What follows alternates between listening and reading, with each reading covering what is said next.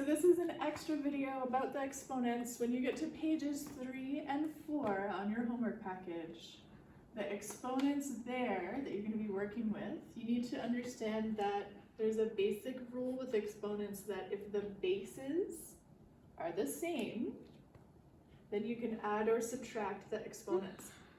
So if you have exponents with the same base, they have to have the same base. If they don't, this doesn't work.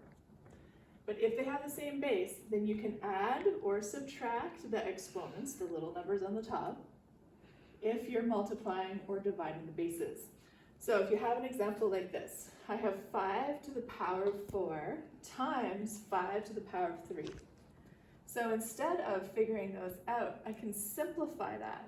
Since the bases are the same, I can just add the exponents together because I'm multiplying the bases.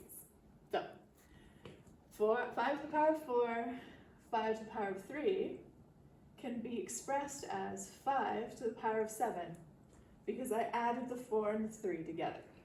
So I simplified it from 2 powers down to 1. Same thing works with dividing. If your bases are the same, then you can minus if you're dividing. So 7 to the power of 9 divided by 7 to the power of 3 can be expressed as 7 to the power of 6. So I take the 7s, they stay the same, the base stays the same, but the exponents, I can just minus them. 9 minus 3 is 6. So this works, and you'll have to do that on pages 3 and 4. So I want you to take a look at page 4. So if you take a look, so we're on page 4, and take a look at question number 36. I have 6 to the power of 2 times 6 to the power of 2 divided by 6 to the power of 3. So the bases are the same, so they're all going to stay as a 6. But what I'm going to do is I'm going to use the rule of adding or subtracting to figure out what my new exponent would be. So 2 plus 2, because I'm timesing, is 4, minus 3, because it's a divide. So you have to remember that thing.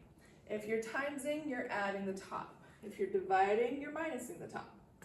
So I added the top, 2 plus 2, and then I minus the 3. So 4 minus 3 is 1.